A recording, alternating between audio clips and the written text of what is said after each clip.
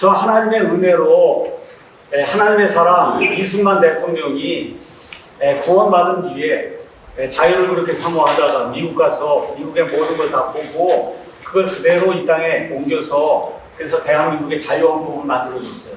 그 자유로운 국가 대한민국 땅에서 태어난 거에 대해서 하나님께 감사를 드리고 또 하나님께서 섭리로 이 민족에게 허락하신 개혁 성경을 통해 구원을 받아 지금까지 믿음 생활을 하고 있습니다. 제 아버지와 어머니도 이 성경으로 구원받았습니다. 근데 제 전공이 뭐냐? 공학을 했어요. 기계공학을 했고 저는 데이터를 다루는 이런 과학을 했어요. 데이터, 이게 이거하고 이게 맞느냐 그러냐를 하는 거를 평생 했어요. 평생. 그러니까 18살에 대학에 들어가서 만 65세까지 대학 교수로 33년을 이렇게 하는 동안에 매일 하는 일이 이 데이터하고 이 데이터가 맞는가 그런가를 공학자이기 때문에 그 일을 했어요. 그래서 데이터에 근거해서 옳고 그른 것을 판단하는 그런 훈련을 받고 그래서 그걸 가지고 연구를 하고 지금까지 산 사람으로서 개혁 성경 본문하고 킹제임 성경 본문하고 원어에 있는 이런 단어들을 정말 수십 차례 한 절 한 절 다 비교를 했습니다. 그래서 비교한 결과 개혁 성경 안에는 문법적으로 또 번역적으로 사본학적으로 오류가 너무 많다는 것을 발견했어요. 근데 이거는 저만의 독특한 주장이 아니라 여기 장로교 신학교에 나채원 교수님이라고 대학원장을 지낸 분이 계십니다. 이 대학원장을 지낸 분이 여기 목차에 가서 보시면 서론에 이렇게 이야기했어요. 개혁 성경에 있는 그대로 믿고 설교하면 큰일 난다. 오역이 너무 많기 때문에 반드시 그 말씀이 맞는지 그런지를 확인하고 그러고 설교를 해야 된다고 장로교 신학대학의 대학원장인 나채원 교수님이 이야기를 하고 그 문제가 된 걸 이렇게 깨알처럼 해서 이거를 거의 한 600페이지를 적어 놓은 거예요. 그게 우리말 성경 연구. 그러니까 이게 나만의 독특한 그런 주장이 아니라는 거. 그래서 목사와 성도들이 올바른 길로 가기 위해서는 문법적으로 정확하고 사본학적으로 정확하고 뜻이 분명한 성경이 있어야 됩니다. 그래서 오늘 저는 이 자리에서 요청을 합니다. 나를 이단으로 지정하려는 시도를 좀 멈추고 지난 한 100년이고 동안에 부실한 성경을 만들어 풀면서 막대한 이득을 취한 대한성서공회를 향해 이제 21세기 중학교, 고등학교 이런 학생들도 제대로 읽을 수 있는 문법에 맞고 그 다음에 앞뒤가 딱 들어맞고 이렇게 해서 올바른 교리를 가르칠 수 있는 좋은 성경을 좀 만들려고 이제 이단하는 사람들이 좀 강력히 요구해야 되지 않냐. 그래서 이런 부실한 성경을 만드는 대한성서공회야말로 지탄의 대상이다.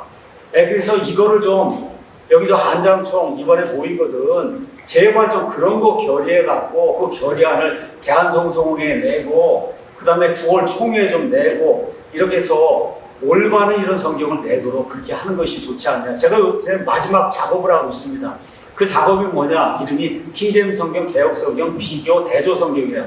신약 성경을 요 왼쪽에는 킹제임 성경, 요 왼쪽에 개혁 성경 이거 집어넣고 개혁하고 해서 틀린 부분, 잘못된 부분을 제가 다 빨간색으로 다 이렇게 칠을 하고 있어요. 이렇게 다 칠을 해갖고 그래서 이게 피면은 뭐가 잘못된 거나 하는 거를 누구나 볼 수 있게 이번 9월이면 나옵니다. 이게 한 650페이지 정도가 되거든요. 이 책을 지금 만들고 있어요. 눈이 빠지도록 하고 있어요, 제가. 왜 그러냐? 저는 이 땅에 살고 있는 기독교인들이 올바른 믿음 생활을 하고 하나님 앞에 좋은 사람으로 드러나길 원합니다. 저는 무슨 장로교회를 비판하거나 어떤 목사들을 비판할 의도가 전혀 없어요. 저는 내 공학자로서의 내 양심이 증언하는 대로 이건 틀렸기 때문에 이렇게 하면 이게 이단이 되기 때문에 이렇게 믿어서 베레아 이단이 나오고 신천지 이단이 나오고 다 이단이 나오지 않냐. 성경 그대로 개혁 성경의 기록에 있는 그대로 믿으면 신천지와 베레아 같은 이단이 나올 수밖에 없으니까 이거를 고쳐야 된다. 저는 그렇게 이야기하면서 한국교회를 도와주고 있는 거예요. 이 목사들이 하지 못하는 거를 이 공학을 한 사람이 모든 데이터를 수십 번 읽어보고 그러고서는 올바르게 이렇게 돼 있는 걸 이거 참조하셔서 좋은 성경을 만들어서 그게 개혁이 되든 뭐가 되든 좀 제발 중학교, 고등학교 아이들이 읽을 수 있는 그런 수준의 그런 성경을 내달라. 그래서 제가 제 평생을 바쳐서 일을 하고 있는 거다. 저는 지금까지 단 한 번도 킹잼 성경만 읽어야 구원받는다 이런 얘기 한 적이 없고, 이거를 특히 또 사서 봐야만 된다 이런 거 한 적이 없어요. 어떤 목사가 제가 수십억 원을 벌었다고, 수십억 원을 벌었다고. 여러분, 제가 지금까지 판매해서 납품해서 생명을 말씀드린 납품한 금액이 30억 원이 안 돼요.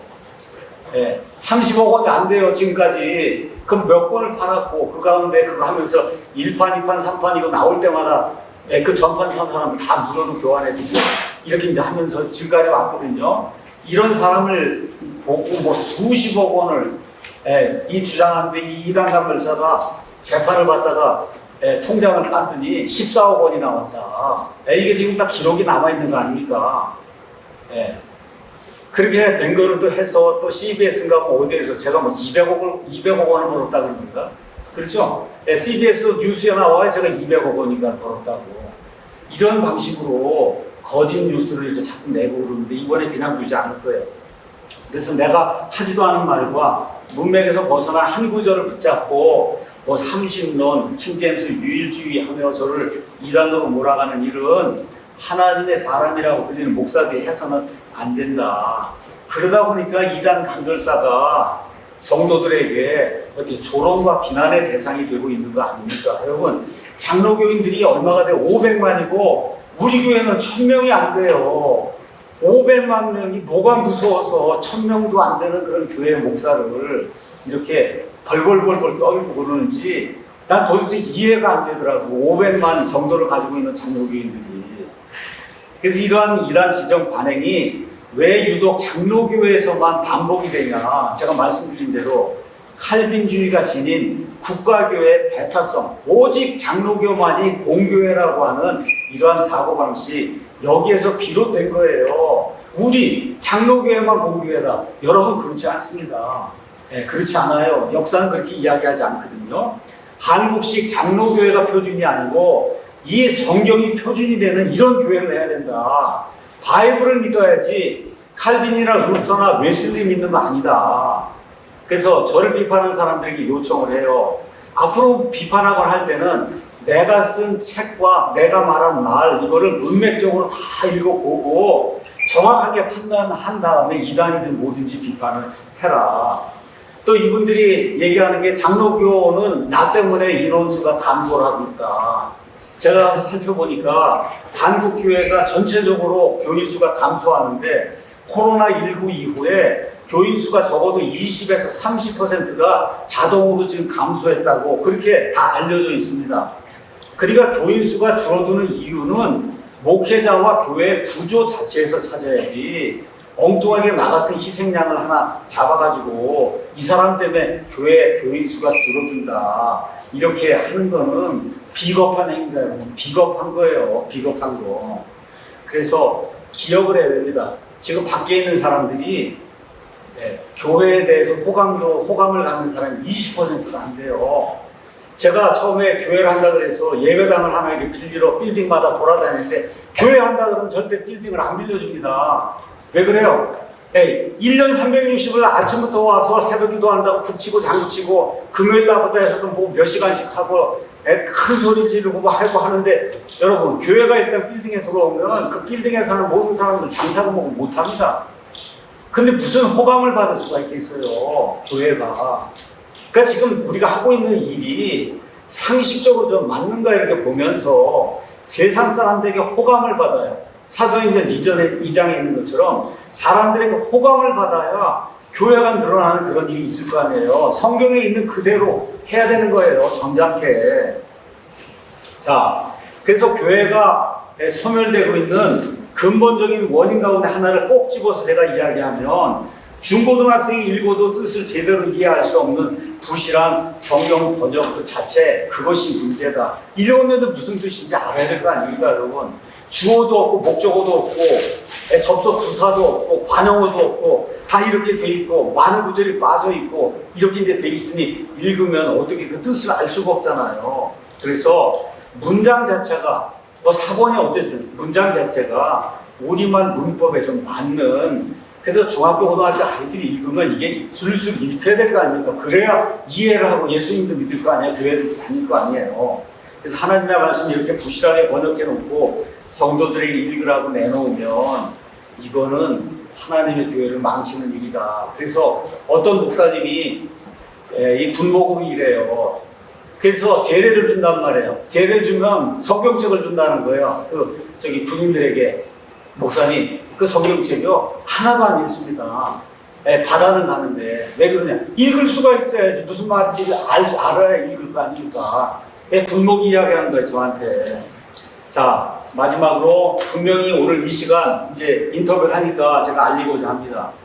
2026년 7월 10일부터 개정된 정보통신망법, 이른바 77법이 시행이 되고 있고, 아시는 것처럼 김어준이라고 하는 자가 이 77법에 첫 번째 걸려들어서 2천만 원 허위 사실로 밝혀져 갖고 2천만 원 지금 걸려들었거든요. 그러니까 허위임을 알면서도, 오늘 제가 뭐 30론이나 뭐다 이거 허위임을 알면서도 타인에게 손해를 끼칠 의도나 부당한 이익을 얻을 목적으로 허위 조작 정보를 유통하는 행위에 대해서 법원이 실제 손해액의 최대 5배에 달하는 징벌적 손해배상을 명할 수 있도록 하였고, 법원 판결 등으로 이제 확정된 허위 조작 정보를 2회 이상 반복 유포하는 경우에는 최대 10억 원의 과징금까지 부과할 수 있도록 그렇게 이제 됐어요. 그렇기 때문에 유튜브, 블로그, 신문, 미디어 등에서 허위 사실로 지금까지 지난 몇 년, 한 10년 동안 나를 비방해온 이런 자들은 이제부터 유의해야 된다. 제가 이 말씀 오늘 드립니다. 기자회견 하면서. 저는 지금까지 이 자리에서 서영국 목사와 김홍기 등 여러 그 측근들이 내가 하지도 않은 말을 지어내고 내가 실제로 쓰지도 않은 그런 말을 문맥에서 완전히 잘라내서 정반대 의미로 왜곡해서 유튜브에서 수백 번 이렇게 유포한 사실을 한 수백 번, 제가 알기로는 한 100번 정도는 된 것 같은데 수백 번 이렇게 이제 한 걸로 아는데, 이런 사실을 분명히 이제 밝혔습니다. 이러한 행위는 단순한 신학적인 견해 차이가 아니다. 내가 무슨 200억 원을 벌고 수십억 원을 벌고, 여기 이단 간별사가 본인이 얘기한 거예요. 그 유튜브 영상 다 갖고 있습니다, 저희가. 그러한 자가 또 세습을 하더라고요. 또 자기 아들을 동사 목사를 해갖고 그 교회에다 갖다 놨어요. 이러한 자가 무슨 이단 간별을 한다고 지금 한국교회에 앉아 있으니까 교회가 안 되는 거예요. 이런 사실을 알면서도 나의 인격권과 명예를 훼손할 의도로 허위 조작된 정보를 유통을 이제 시켜왔는데, 이제 이 문제는 교단 내부의 신앙 논쟁을 넘어 법적 책임의 영역에 들어선다는 것을 오늘 분명히 밝힙니다. 그래서 앞으로 나에 대해서 내가 하지도 않은 말이나 문맥에서 벗어난 발언이나 글의 일부를 근거로 이단이다, 이단성이다 이런 거 주장하며 허위 조작 정보를 유포했고, 지난 한 10년 동안 또 유포하려는 모든 개인과 단체에 대해 이번에 개정된 정보통신망법 이거에 따라 법적인 책임을 반드시 물을 거다. 그래서 지금 경고합니다. 법적 책임을 피하려고 하면 이미 올라가 있는 기존 영상, 글 이런 거 속히 삭제해라. 속히 삭제해라. 이단 간별을 빙자해서 문맥을 왜곡하고 근거 없는 그런 소문을 퍼뜨리며 살아온 이른바 이단 간별사들과 또 그들과 관련된 목사들과 교단들, 합동교단 같은 경우 저는 10년 동안 나를 괴롭히고 있는데, 이런 것들 본인들이 이단성 다 해제하고 총회까지 가서 다 발표하고는 또 지금 또 이단이라고 똑같은 걸 가지고 이런 일을 하는 거, 이게 허위 조작 정보를 가지고 계속해서 사람을 괴롭히는데, 이제 이러한 행위가 더 이상 신앙의 자유, 정교분리라고 하는 이런 이름 뒤에 숨을 수 없다. 이제 이런 모든 게 명백한 법적 처벌의 대상이 된다는 것을 똑똑히 기억하고 그리고 앞으로 올바르게 행동하길 바란다. 제가 여러분 이렇게 말씀을 드리면서 오늘 기자회견을 마치도록 하겠습니다. 긴 시간 경청해 주셔서 감사합니다.